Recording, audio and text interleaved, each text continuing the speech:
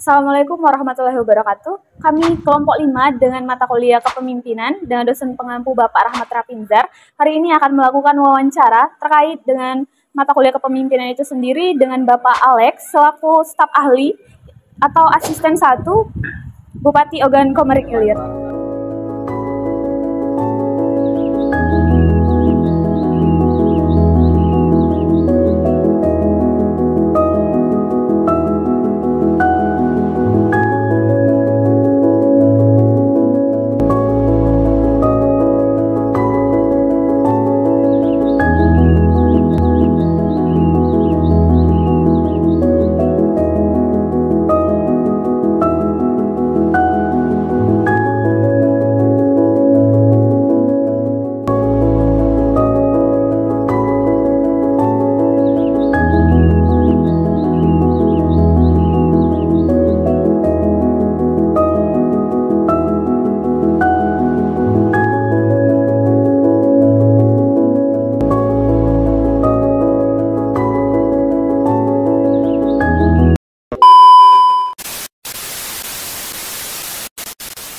Assalamualaikum warahmatullahi wabarakatuh. Waalaikumsalam warahmatullahi wabarakatuh.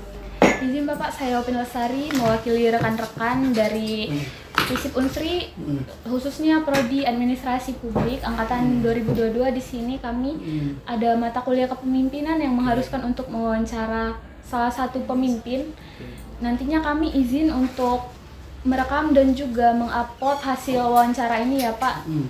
Terus juga nanti ada rekan saya di sebelah saya ini, Dara Nurmaya, yang nantinya akan memberikan pertanyaan kepada Bapak dan mohon untuk dijawab. Mungkin untuk pertama-tama kita awali dari latar belakang Bapak dulu ya Pak. Mungkin boleh nih Pak, Bapak bisa bercerita mungkin sama kami semua bagaimana latar belakang pendidikan Bapak mungkin. Silakan Pak. Assalamualaikum warahmatullahi wabarakatuh. Waalaikumsalam Adik-adik mahasiswa yang saya hormati. Jadi sedikit memperkenalkan diri, nama saya Alexander Bastomi. Saat ini saya mengemban tugas sebagai staf ahli Bupati bidang ekonomi, keuangan, dan pembangunan. Sama seperti adik-adik, 23 tahun yang lalu saya adalah mahasiswa Unsri, banyak angkatan, bukan 23, 25 tahun yang lalu, angkatan 98. Fakultas Pertanian saat itu, agronomi. Jadi saat masih bis itu kejar-kejaran, saya menjadi PNS sejak tahun 2000, jadi sudah 23 tahun yang lalu, sudah bertugas di beberapa tempat. Saya pernah bertugas di bagian data pemerintahan, kemudian pada badan PMD. Pada umur 31 tahun saya sudah menjadi camat. Saya umur 31 sudah menjadi camat, selama 2 tahun saya kemudian ditugaskan sebagai Kepala Satuan Polisi Pamong Praja dan Pemadam Kebakaran, kurang lebih 5 tahun setengah. Kemudian saya menjadi Kepala Dinas Komunikasi dan Informatika selama kurang lebih 3 tahun. Kemudian menjadi Kepala Dinas Perhubungan kurang lebih 1 tahun, dan baru seminggu yang lalu ditugaskan sebagai staf ahli Bupati bidang ekonomi, keuangan, dan pembangunan. Ya, kurang lebih seperti itu terkait dengan tour of duty. Ya, kurang lebih 23 tahun mengabdi sebagai pegawai negeri sipil. Ya. Berarti cukup lumayan panjang ya Pak. Lumayan panjang, sudah 23 tahun. Nah, tadi emang banyak hal-hal yang ditemui di setiap tempat bertugas itu punya karakteristik dan punya seperti nanti kita berbicara tentang teori-teori kepemimpinan, ada seni ya. Iya Pak. Kalau dalam teori kepemimpinan mungkin hal-hal yang seperti teori, tapi memang ketika masuk ke wilayah implementatif, ke wilayah praktisi, memang ada yang namanya seni memimpin, dan itu memang mempunyai kekhasan masing-masing di tempat masing-masing, dan tergantung situasi pada saat kita bertugas. Itu mungkin yang memang penekanan nanti adalah seni kepemimpinan seperti itu. Mungkin berbicara tentang bagaimana cara memimpin dan juga tentang seni kepemimpinan tadi, kita akan langsung saja ya Pak masuk ke poin wawancara kita. Ingin bertanya, bagaimana Bapak terlibat dalam pembuatan kebijakan pemerintahan selama Bapak menjadi pemimpin? Baik, yang pasti kan pejabat daerah itu kan bekerja atas dasar tugas pokok dan fungsi yang melekat pada jabatan yang dia emban gitu kan. Setiap jabatan itu mempunyai tugas-tugas tersendiri diatur dalam peraturan bupati. Pada prinsipnya adalah tugas pokok dan fungsi yang diembankan kepada kita itu merupakan sebuah rule, aturan main gitu kan, yang harus kita pedomani dalam menjalankan tugas dengan sebaik-baiknya. Ada aturan-aturan, ada ketentuan-ketentuan seperti indikator kinerja, kemudian target kinerja yang harus kita penuhi. Tapi terlepas dari itu, bahwa sebagai seorang pemimpin, keteladanan itu merupakan hal yang paling penting juga. Bagaimana kita menunjukkan kepada bawahan kita, kepada jajaran kita, bahwa seorang pemimpin itu harus memberikan contoh yang baik, memberikan teladan yang baik. Mungkin itu dasar-dasar dari bagaimana kita menentukan mempengaruhi sebuah kebijakan gitu kan. Yang pasti aturan mainnya tetap harus pegang. Aturan-aturan, konsideran-konsideran dalam melaksanakan tugas itu harus menjadi pedoman awal gitu kan. Selebihnya adalah tergantung terkait dengan kebutuhan-kebutuhan organisasi. Bagaimana kita menempatkan diri, bagaimana memposisikan diri sesuai dengan tugas bidang kita. Ini kan agak berbeda sedikit ketika kita berbicara kepemimpinan dalam sebuah pemerintah daerah dengan kepemimpinan organisasi yang memang pure organisasi kemasyarakatan gitu kan. Karena kalau di pemerintah daerah tentu ada acuan-acuan yang mengatur tentang tugas pokok dan fungsi seperti itu. Intinya kalau di pemerintahan daerah ini bagaimana mempengaruhi sebuah kebijakan adalah tergantung dari apa yang menjadi tugas dan fungsinya seperti itu. Apakah posisi Bapak itu mempengaruhi kebijakan dan keputusan yang diambil dalam pemerintah? Ya, jadi pengambilan kebijakan dalam pemerintah daerah itu ada mekanisme. Seperti kebijakan dalam penentuan prioritas pembangunan, seperti saya beri contoh. Pengambilan kebijakan itu kan tidak serta-merta dapat diputuskan dalam sebuah proses yang singkat gitu kan. Ada mekanisme yang harus dilalui. Dalam merencanakan namanya rencana pembangunan jangka menengah, dalam menentukan rencana pembangunan perangkat RKPD, rencana kerja perangkat daerah, ada mekanisme yang harus dilalui seperti musyawarah perencanaan pembangunan atau musrenbang. Tentu setiap organisasi perangkat daerah harus memberikan kontribusi, harus memberikan masukan-masukan yang dibahas dalam proses musrenbang. Musrenbang ini sendiri ada tahapannya dari mulai tingkat desa, tingkat kecamatan, sampai di tingkat kabupaten. Dari mekanisme inilah akan keluar namanya program-program prioritas. Kemudian ditentukan oleh kepala daerah sebagai target-target kinerja yang harus dicapai oleh setiap organisasi perangkat daerah. Ini kita berbicara dalam konteks pemerintah daerah gitu kan. Artinya ketika dikatakan bahwa bagaimana kita menentukan arah kebijakan pemerintah, tentu setiap pejabat daerah itu mempunyai peran dan fungsinya masing-masing dalam rangka menentukan program prioritas apa saja yang ingin dicapai terkait dengan bidang tugasnya. Nah, tinggal bagaimana kita mampu menjelaskan, mampu menyampaikan bahwa apa yang menjadi tugas kita ini merupakan sebuah hal yang penting, merupakan sebuah hal yang prioritas. Tentu ini merupakan kembali lagi ke seni gitu kan. Kita meyakinkan berbagai stakeholder bahwa apa yang menjadi prioritas menurut katakanlah unit kerja kita itu untuk dapat diakomodir dan dimasukkan dalam kebijakan pemerintah daerah secara umum. Ya. Baik Pak, untuk pertanyaan selanjutnya, mengingat Bapak bahwasanya telah banyak memimpin ya Pak ya, bagaimana Bapak memotivasi staf Bapak atau kolega Bapak dalam pekerjaan di pemerintahan daerah ini Pak? Ya, jadi mungkin di luar konteks teori kepemimpinan, ada satu hal yang memang akan kita temui terkait dengan bagaimana menggerakkan katakanlah orang-orang yang berada dalam organisasi unit kerja kita. Beberapa kejadian memang yang kita temukan, ada beberapa tipe-tipe bawahan katakanlah atau jajaran staf kita yang memang perlu melakukan perlakuan-perlakuan khusus, pendekatan-pendekatan. Kalau saya mengedepankan yang namanya personal approach atau pendekatan pribadi, saya kedepankan bahwa tugas dan tanggung jawab ini merupakan tugas bersama.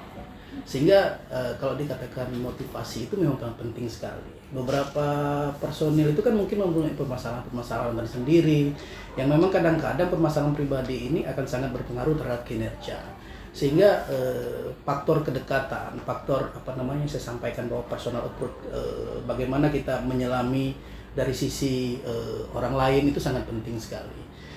Memotivasi itu merupakan hal wajib bagi seorang pemimpin. Hal kecil saja ketika saya berada pada tugas di lapangan seperti Kasatpol PP, kemudian Dishub, ketika anggota atau anak buah kita dalam kondisi capek, lelah, ketika mereka diberi semacam apresiasi, diberikan semacam penyemangat, bahwa hal kecil saja dengan mengucapkan terima kasih, dengan menyampaikan bahwa apa yang mereka lakukan telah melakukan kinerja dengan sangat baik, itu merupakan sebuah hal-hal kecil dalam memberikan motivasi bagi katakanlah karyawan atau staf kita untuk dapat bekerja lebih baik lagi. Karena saya menyadari kadang-kadang kebutuhan mendasar manusia adalah pengakuan juga gitu. Ketika sudah bekerja keras, memberikan segenap kemampuan, tapi pada endingnya tidak diakui, tidak dihargai, tentu ini merupakan sebuah yang melemahkan semangat. Sehingga kalau saya punya prinsip bahwa pengakuan terhadap kinerja baik bawahan, kemudian memberi cara berkomunikasi kita terhadap mereka walaupun dengan sifat teguran dengan kata-kata yang baik, itu merupakan sebuah bentuk motivasi yang memberi kesan mendalam bagi kawan-kawan untuk dapat meningkatkan kembali kinerjanya. Berarti ada sebuah validasi yang mempengaruhi psikologi individu. Oh iya, manusia itu kan sangat dipengaruhi oleh perasaannya. Manusia itu sangat dipengaruhi oleh perasaan. Benar, Pak. Kita selalu dihadapkan dengan teori-teori bagaimana memimpin dengan baik. Kita akan dihadapkan dengan literatur dan referensi bagaimana menjadi seorang pemimpin yang disukai. Tapi ketika kembali lagi ke wilayah implementatif, ke wilayah tataran praktisi, faktor psikologis sangat menentukan. Bagaimana membangun sebuah engagement, membangun sebuah ikatan kedekatan dengan tanpa melintasi wilayah-wilayah yang sifatnya hierarki gitu kan. Tapi membangun sebuah kedekatan, interaksi, komunikasi yang baik itu merupakan modal awal bagi seorang pemimpin untuk menggerakkan anak buahnya.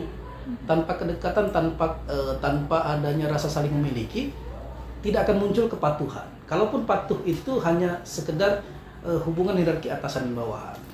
Selebihnya tidak ada sebuah ikatan yang lebih dalam gitu kan. Sehingga kadang-kadang faktor kedekatan secara psikologis, faktor kedekatan secara emosional, faktor kedekatan secara hubungan pribadi itu kadang-kadang merupakan variabel yang juga cukup menentukan dari keberhasilan seorang pemimpin dalam menggerakkan organisasinya.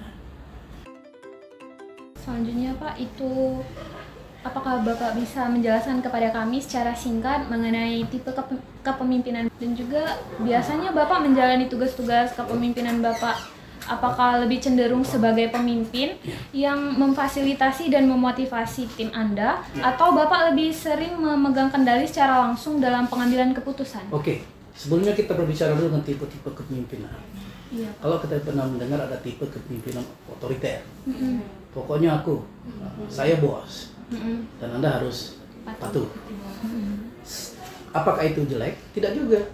Untuk hal-hal jenis-jenis pekerjaan, tentu komando dalam militer. Kalau pimpinannya tidak otoriter, bahaya juga kan? Nah, artinya saya ingin berbicara bahwa tidak ada tipe kepemimpinan itu yang mana yang baik, dan mana yang buruk. Artinya ada hal-hal tertentu memang diperlukan tipe seperti ini, tapi pada kasus-kasus tertentu tipe-tipe yang lain mungkin lebih tepat. Itu tipe otoriter. Kemudian ada tipe kepemimpinan militeristik gitu kan, yang memerlukan kedisiplinan tinggi, harus datang pagi gitu kan, harus jam pulang harus sekian. Memang diperlukan juga. Itu untuk tipe pekerjaan itu perlu. Tapi seperti untuk peneliti, untuk mungkin tidak kurang tepat hal seperti itu. Kemudian lagi ada tipe kepemimpinan karismatik ya. Karismatik tipe kepemimpinan yang memang menonjolkan sebuah kewibawaan, teladan, suri teladan bagi bagi bawahannya. Kemudian ada tipe paternalistik. Tipe paternalistik, kemudian paternalistik ini yang pimpinan yang tidak terlalu mudah percaya lah gitu. Pokoknya asas berkawan boleh, tapi curiga jalan terus gitu kan. Nah, tipe-tipe paternalistik ada keuntungan dan kerugiannya juga sebenarnya. Nah, kemudian ada tipe demokratis. Tipe demokratis adalah membangun dalam proses pengambilan keputusan dengan memperhatikan pendapat semua orang yang ada dalam organisasi. Apakah itu paling baik? Tidak juga gitu kan. Ada hal tertentu memang perlukan demokratis, tapi untuk hal-hal yang sifat seperti tadi dalam memutuskan siapa komando yang mengambil alih komando untuk melakukan tembak gitu kan.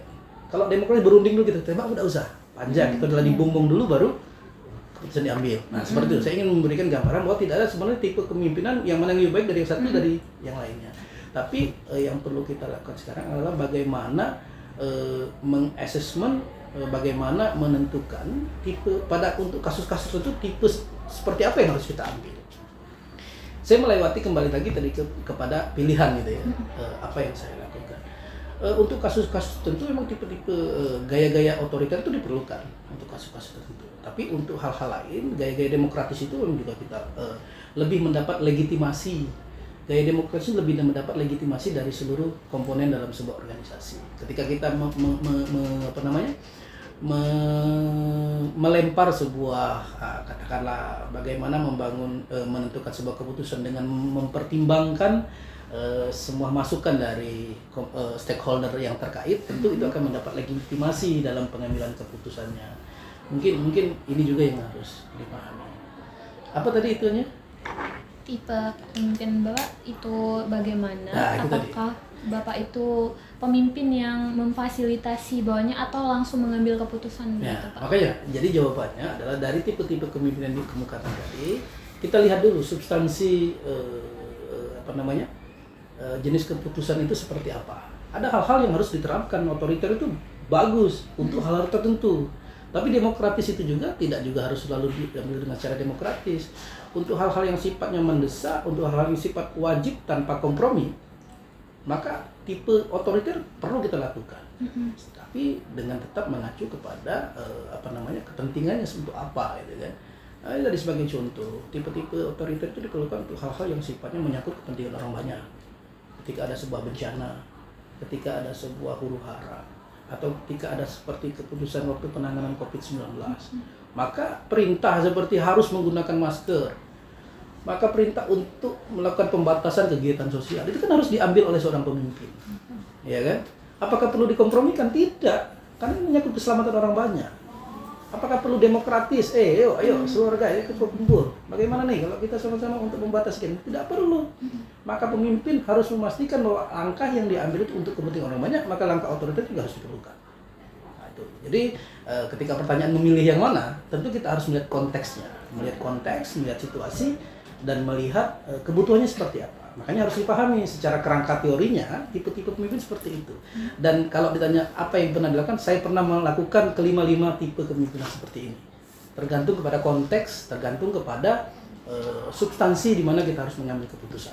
Tapi memang untuk hal-hal yang sifatnya untuk mendapat legitimasi dalam mengambil keputusan, maka gaya-gaya demokratis ini merupakan gaya kepemimpinan yang lebih mendapat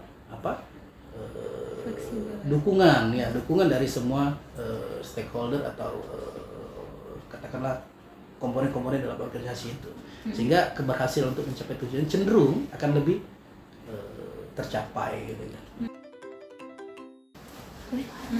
Oke Pak, selanjutnya mengenai tadi kan tentang pembahasan pengambilan keputusan ya Pak.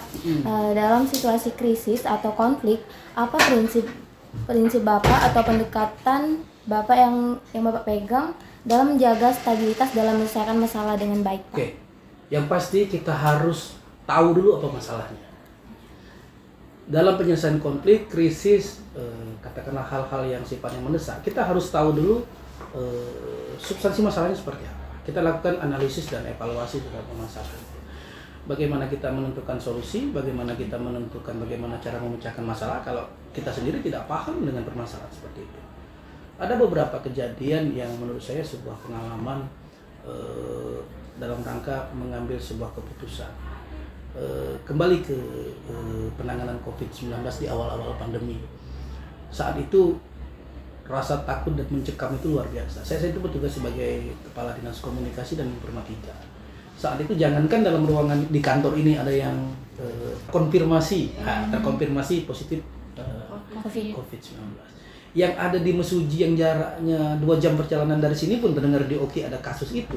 Yang di sini pun ketakutan.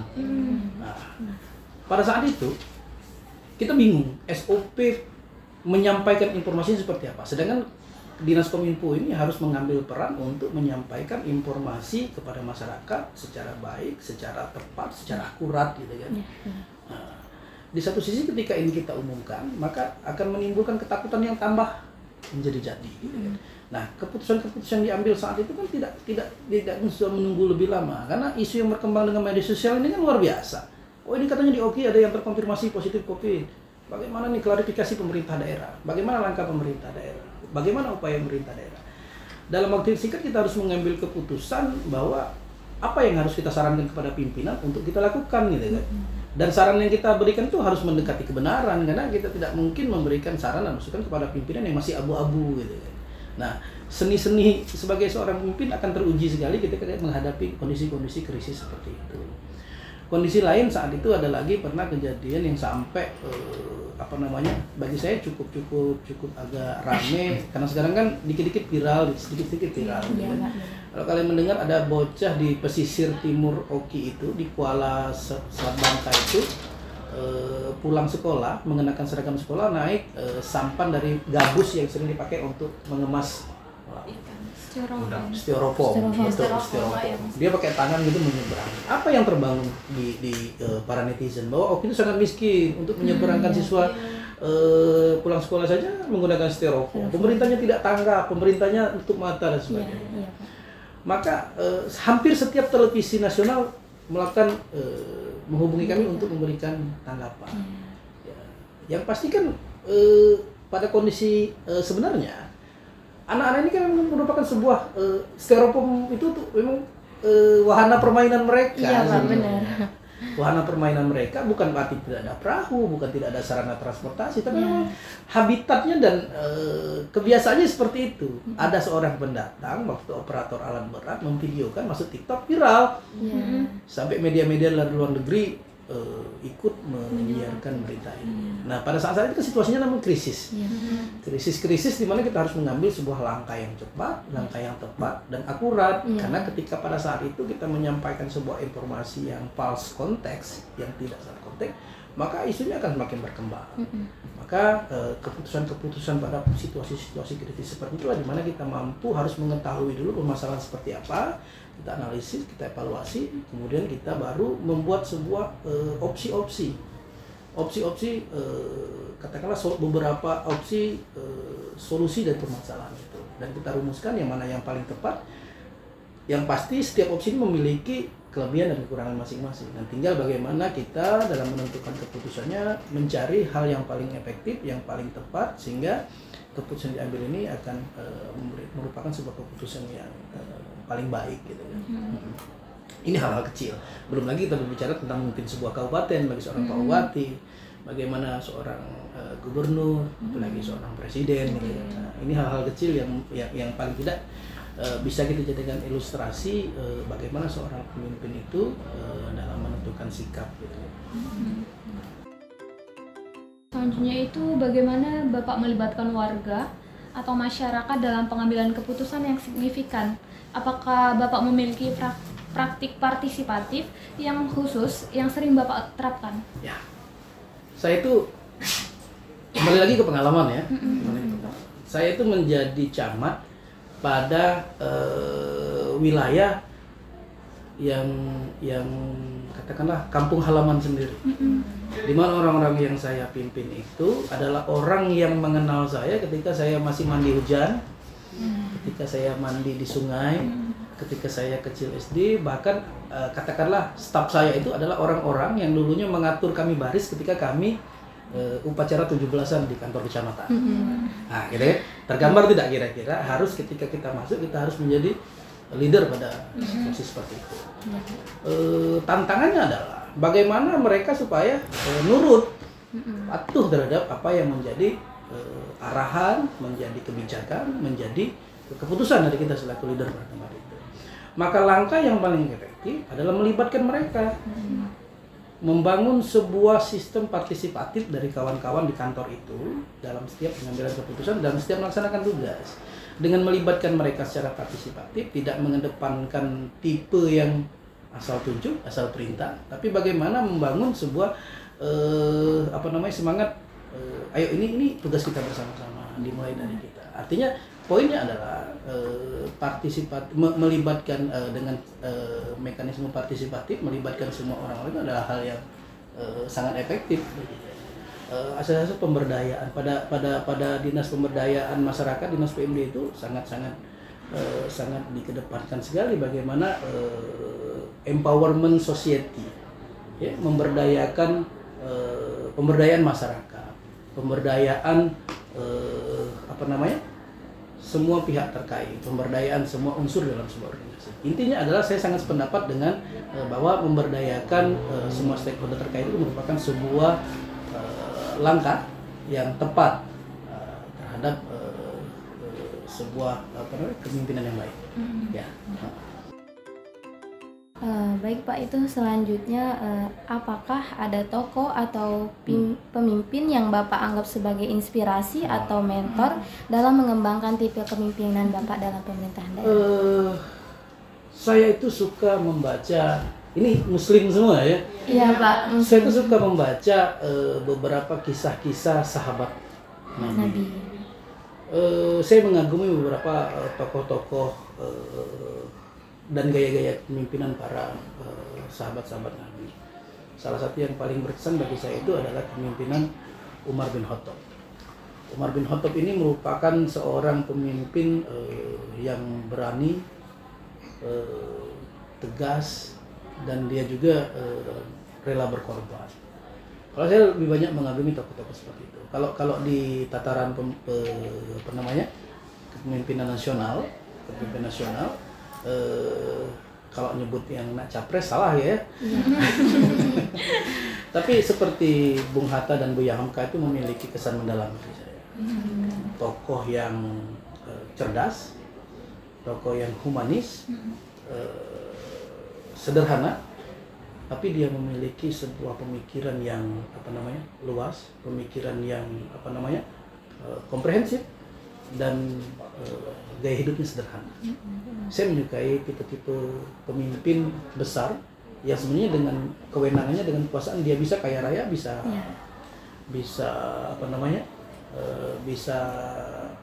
mendapatkan secara materi berlimpah ruah, tapi dia tetap memilih dengan gaya hidup sederhana. Saya terinspirasi dengan tokoh-tokoh seperti itu, seperti Bung Hatta, Buya Hamka dan sebagainya. Tapi ini memang tidak bisa dipungkiri dari cara pandang ya. Cara pandang kita masing-masing. Tapi kalau ditanya saya lebih terinspirasi dengan tokoh-tokoh seperti itu. Ya. Selanjutnya itu Pak, apakah Bapak bisa memberikan contoh konkret tentang keberhasilan ataupun tantangan yang pernah Bapak alami dalam menjalani tipe kepemimpinan yang telah Bapak pilih, dan juga metode kepemimpinan yang Bapak terapkan? Ya.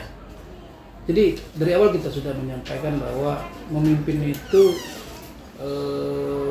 harus memberikan menjadi sosok yang dapat menjadi contoh bagi orang lain, dalam katakanlah memberikan keteladanan gitu ya. Ini tidak mudah, tidak segampang kita menyebutkan bagaimana memberi contoh yang baik, teladan yang baik. Setiap orang itu kan punya sisi yang baik, tapi pasti setiap orang juga memiliki sisi yang tidak baik gitu kan, dalam hal apapun gitu kan. Sehingga memberikan contoh ini tidak segampang seperti kita menyebutkan teladan yang baik. Saya pernah dihadapkan pada kondisi-kondisi yang dengan jumlah personil yang terbatas, tapi dihadapkan pada tugas yang sangat berat gitu. Contoh konkretnya ketika melaksanakan tugas pada saat itu saya menjadi Kepala Dinas Pemadam Kebakaran dalam kondisi kebakaran hutan dan lahan pada tahun 2019 dan tahun 2015, di mana sumber daya itu sangat terbatas, personil kita sangat terbatas, tapi kebakaran hutan dan lahan di Oki ini sampai Pak Jokowi itu datang 2 kali. Nah, pada saat-saat seperti itulah kita harus menunjukkan bahwa kita memang jangan asal memberikan perintah, jangan asal marah-marah, tapi kita harus ikut serta, turun langsung, ikut berada di tengah-tengah kawan-kawan yang melaksanakan tugas. Paling tidak kita akan memberikan motivasi dan semangat bagi mereka. Paling tidak mereka akan tahu bahwa apa yang mereka lakukan dihargai. Paling tidak mereka akan memahami bahwa apa yang mereka lakukan ini tidak hanya dianggap biasa gitu ya. Jadi kembali lagi bahwa ini sebagai bentuk salah satu bentuk motivasi dalam membangun sebuah tim kerja dengan segala keterbatasan, dengan segala kondisi yang minimal, kita mampu memberikan kinerja yang maksimal dan optimal. Itu mungkin yang salah satu contoh. Ya. Baik Pak, untuk selanjutnya bagaimana Bapak mendekati situasi di mana dinas menghadapi keterbatasan anggaran, Pak? Apa strategi Bapak dalam mengalokasikan sumber daya dengan bijak, Pak? Ya, kalau berbicara keterbatasan anggaran, pasti akan dijawab semua. Dinas itu akan menjawab, oh kami kekurangan dana. Gitu. Ya. Itu hal yang katakanlah pasti akan ditemukan di setiap tempat tugas itu kan, keterbatasan anggaran. Namun ada satu kata kunci yang harus kita pahami, bahwa bagaimana kita melakukan sebuah mapping, pemetaan dari semua tugas dan tanggung jawab kita itu, kita mapping berdasarkan skala prioritas. Penentuan skala prioritas ini merupakan hal yang sangat krusial dalam rangka mengoptimalkan sebuah sumber daya yang terbatas, baik itu anggaran maupun personil. Jadi memang di situ dituntut kemampuan seorang pemimpin dalam menentukan yang mana yang paling prioritas pada tahun anggaran ini, yang mana yang mungkin dapat dikesampingkan terlebih dahulu, mungkin dapat dilaksanakan di tahun berikutnya. Sehingga dengan keterbatasan anggaran, dengan keterbatasan personil, output kinerjanya dapat tetap maksimal gitu.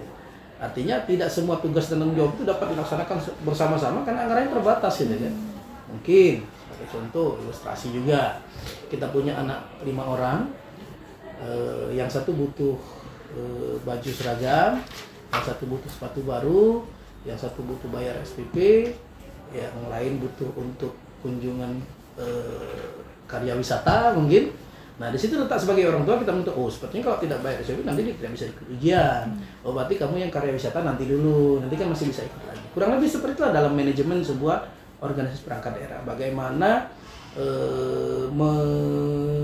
menjadi sebuah manajer untuk menentukan yang mana yang paling prioritas, yang mana yang mungkin bisa dapat dilakukan berikutnya. Karena kita selalu berhadapan dengan kendala keterbatasan anggaran. Budget constraint ini akan dihadapi. Walaupun daerah yang kaya, walaupun daerah dengan APBD yang tinggi, pasti ketika berbicara dikatakan cukup, pasti akan jawabnya tidak cukup gitu kan. Karena program itu tidak akan terbatas. Jadi budget constraint ini akan menuntut seorang pemimpin untuk menentukan dan memilih dari sekian banyak program dan kegiatannya, menentukan mana yang menjadi prioritas. Dan itu memang sebuah tantangan, challenge tersendiri bagi seorang pemimpin dalam menentukan skala prioritas. Selanjutnya Pak, bagaimana Bapak merencanakan untuk beradaptasi dengan perkembangan teknologi dan perubahan lingkungan yang dapat mempengaruhi dinas Bapak? Ya, jawabannya suka atau tidak suka, bisa atau tidak suka, kita harus mampu beradaptasi dengan teknologi. Saat ini tuntutan terhadap perkembangan teknologi informasi itu sudah hal yang wajib dimiliki oleh setiap pemimpin. Salah satu jawaban terhadap bagaimana mewujudkan e-government, pemerintahan yang baik, itu adalah dengan transparansi dan akuntabilitas. Bagaimana mewujudkan transparansi? Dengan mengelektronifikasi semua layanan dan proses bisnis yang ada di pemerintah daerah. Kalau adik-adik pernah mendengar ada nama istilah e-budgeting, ya, itu dilaksanakan. Kemudian layanan lain e-procurement, ya, itu kan layanan-layanan berbasis elektronik. Kemudian belanja-belanja pemerintah daerah dengan menggunakan sistem aplikasi. Intinya adalah bahwa sebuah pemerintahan baik harus mengarah kepada elektronifikasi dan digitalisasi. Nah, tinggal seorang pemimpin harus peka dan mau mengikuti itu. Kalau dia tidak mampu mengikuti itu, dia akan tertinggal. Maksudnya bahwa kita harus mampu menyesuaikan diri terhadap perkembangan teknologi informasi yang sekarang sudah merupakan sebuah tuntutan yang tidak bisa ditawar-tawar lagi. Seorang kepala dinas harus mampu mengoperasikan. Dia harus mampu memantau kinerja bawahannya. Dia harus berinovasi bagaimana menciptakan aplikasi-aplikasi terkait dengan layanan-layanan publik yang memudahkan orang dari kawasan Cengal, Sungai Menang yang harus kalau mengurus KTP perlu waktu 4 jam ke kabupaten, cukup dengan mengupload dokumen, nanti ketika disetujui tinggal ngambil baru datang. Itu kan sudah mampu memberikan sebuah manfaat yang besar bagi masyarakat. Nah, hal-hal seperti itu yang contoh untuk membuat sebuah izin mendirikan bangunan ketika dia meng-apply di aplikasi layanan, mengajukan permohonan, mencantumkan persyaratan-persyaratan, di-upload, ketika disetujui tinggal ngambil, baru datang menyampaikan dokumen-dokumentasi. Itu sudah memangkas waktu dan biaya. Prinsip efektivitas dan efisiensi itu tercapai nanti. Intinya harus ya, seorang pejabat, harus memimpin, harus mampu mengikuti perkembangan teknologi dan informasi. Tidak bisa ditawar-tawar. Ya. Ya, baik Pak, selanjutnya dalam kepemimpinan untuk membangun tim dan memilih staf kunci, apa kriteria yang Bapak prioritaskan dan bagaimana Bapak memastikan kesesuaian mereka dengan peran masing-masing itu Pak? Bagi saya hal yang paling mendasar itu adalah tanggung jawab. Tanggung jawab dan kejujuran. Kalau kemampuan manajerial, kalau kemampuan administrasi dan sebagainya, itu bisa dipelajari sepanjang dia mau dan bertanggung jawab. Percuma orangnya mempunyai kompetensi, orangnya pintar, tapi dia tidak mempunyai tanggung jawab dan tidak jujur, tidak amanah, maka kemampuan itu bisa disalahgunakan. Jadi ketika ditanyakan kriteria bagaimana memilih staf atau tim kerja, saya meletakkan tanggung jawab dan kejujuran pada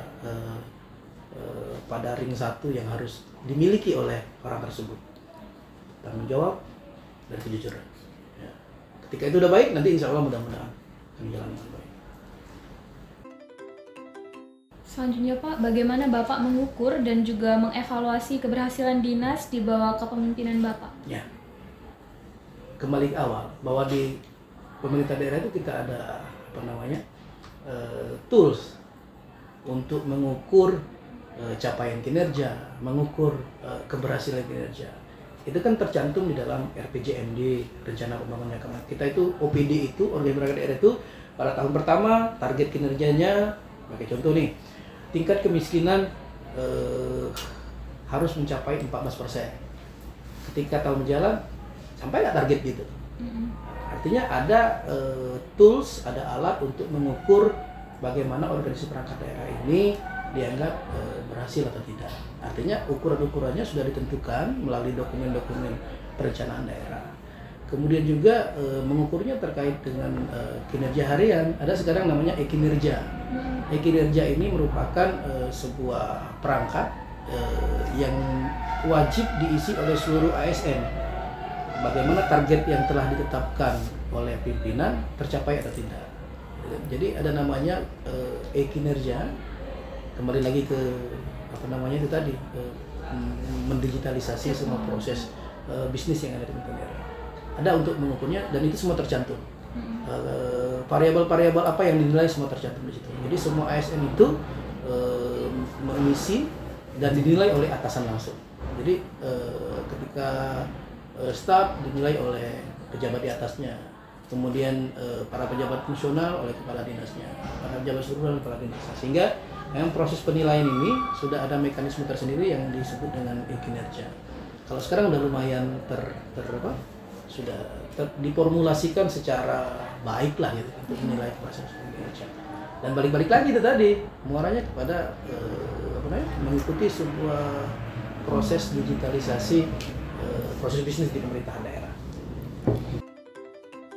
Baik Pak, pertanyaan selanjutnya mengenai kepemimpinan Bapak. Apa yang Bapak lihat sebagai pencapaian paling berarti dalam kepemimpinan Bapak ini di dinas ini Pak? Dan apa yang ingin Bapak capai selanjutnya Pak?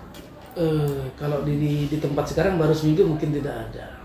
Tapi saya agak hati-hati juga dalam menjawab sebenarnya apa pencapaian tertinggi.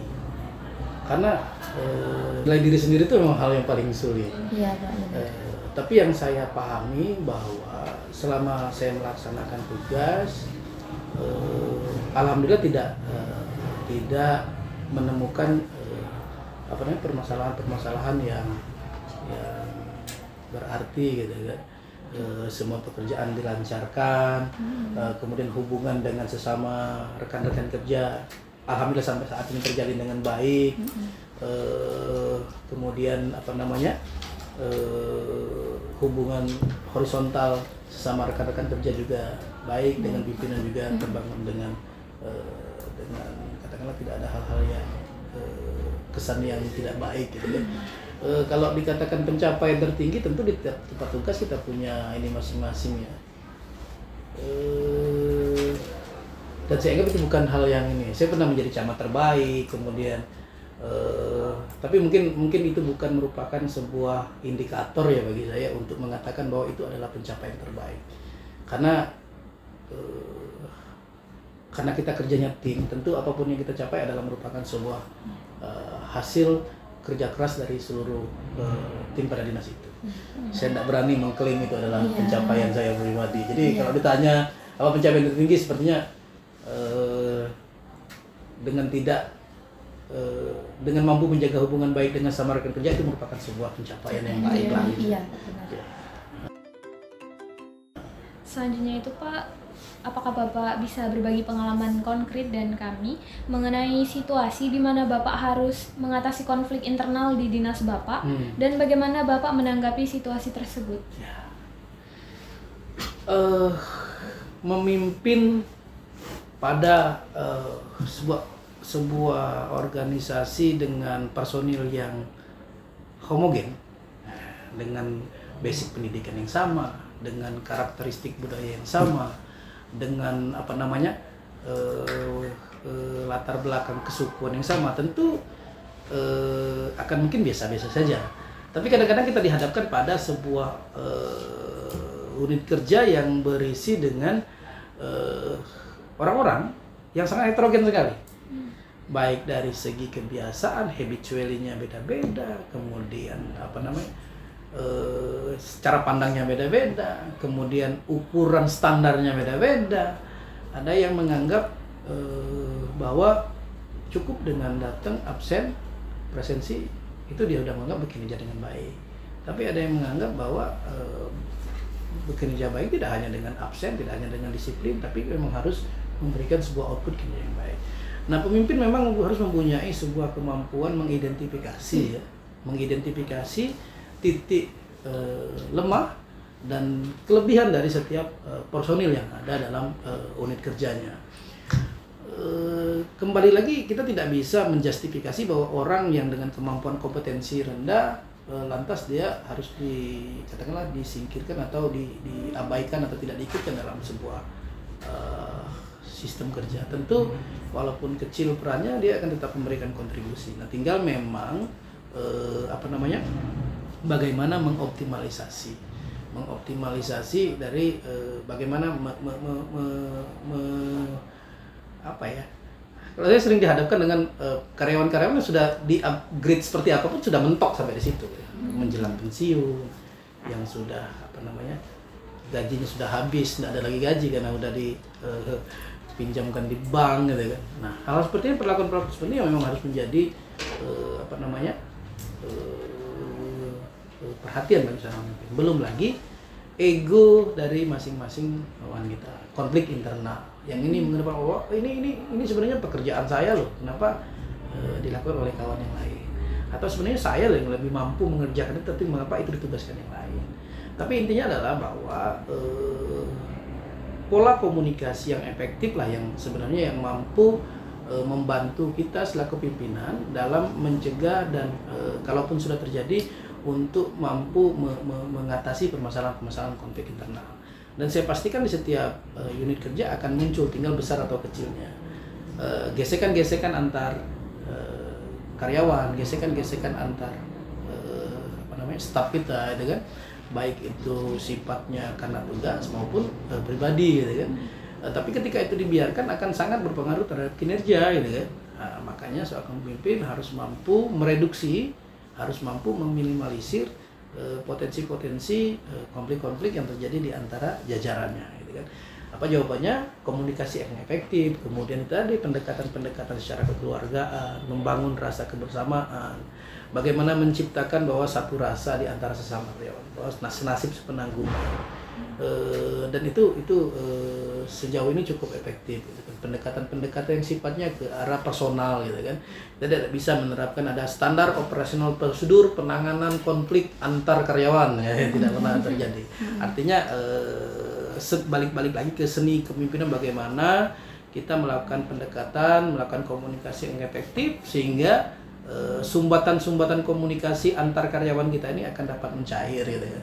Jika yang agak boesan dikit bagaimana dekatkan dengan teknik-teknik tertentu, bagaimana yang agak kelas dikit gitu kan, dicarikan momen-momen tertentu, mungkin diajak makan bareng, diajak diskusi bareng, sehingga mau tak mau ini akan mencair gitu kan. Nah, gitu ya. Hal seperti itu memang agak sulit dinarasikan, tapi pada prinsipnya bahwa seorang pemimpin harus peka terhadap adanya konflik-konflik internal di antara jajaran, karena itu akan sangat mengganggu produktivitas kinerja.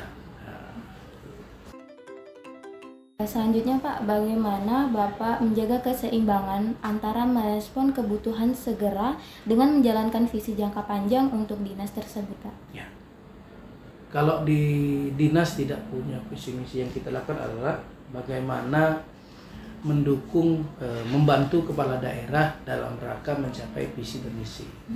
Kalau di OKI kan visinya mewujudkan OKI yang mandiri dan sejahtera. Tinggal di dinas instansi sesuai dengan tupoksinya bagaimana membuat program kegiatan dalam rangka mendukung visi kepala daerah. Tadi apa tuh pertanyaan ini? Menjaga keseimbangan Pak. Menjaga keseimbangan antara merespon kebutuhan segera dengan menjalankan visi jangka panjang untuk dinas Pak. Kebutuhan segera itu mungkin di dalam tataran normatif, dalam tataran normatif organisasi perangkat daerah mungkin tidak bisa kita katakan kebutuhan segera, karena semua kebutuhan itu pasti terencana terlebih dahulu. Iya, tidak ada di pemerintah daerah itu ketika ada butuh sesuatu kayak seperti narik anggaran dari dalam laci gitu kan. Semua harus ada mekanisme penganggaran setahun sebelumnya. Jadi tidak ada bahasa yang kebutuhan segera, itu tidak ada. Semua proses perencanaan, penganggaran, pembiayaan dan belanja itu harus masuk dalam yang namanya anggaran pendapatan dan belanja daerah. Sehingga kalau menyangkut pembiayaan, pendanaan, mungkin kita tidak akan berbicara tentang kebutuhan mendesak. Yang pasti bahwa semua program kegiatan itu tersusun secara terstruktur dalam APBD, yang tujuannya semua program kegiatan ini untuk mencapai visi jangka panjang seperti disampaikan tadi. Tapi kalau berbicara dalam konteks kebutuhan mendesak seperti ada beberapa kegiatan seperti kebakaran hutan dan lahan. Contoh ketika saya pemadam kebakaran yang memang tidak teranggar untuk melakukan, karena tugas pemadam kebakaran kan memadamkan api di kebakaran di perumahan, kebakaran hutan dan lahan kan mungkin bukan fungsinya. Tapi karena tugas kemanusiaan dan ini sudah kejadian luar biasa, maka dinas pemadam kebakaran diminta untuk membantu gitu kan. Tapi dalam penganggaran tidak ada gitu kan. Maka langkah-langkah yang akan kita melakukan koordinasi dengan Bapeda, dengan pimpinan bagaimana untuk mengcover operasional penanganan supaya dapat berjalan dengan tetap membantu walaupun tidak ada dukungan penganggaran seperti apa. Paling seperti itu. Intinya bahwa kebutuhan mendesak dalam arti penganggaran itu semua program kita harus masuk di dalam proses perencanaan. Dan itu disusun setahun sebelumnya. Ya, gitu ya. Tidak ada kebutuhan mendesak yang dalam arti seketika gitu kan. Ya, ilustrasinya kalau kita butuh duit narik dalam laci, narik dalam dompet, tidak ada dalam pemerintah daerah seperti itu. Ya. Mungkin dengan pertanyaan terakhir tadi berakhir sudah wawancara yang telah kami lakukan. Terima kasih banyak ya Bapak telah memberikan kami kesempatan untuk melakukan wawancara kepada Bapak, dan juga mohon maaf telah mengganggu jam kerja. Atas partisipasi Bapak untuk wawancara kali ini kami mengucapkan terima kasih.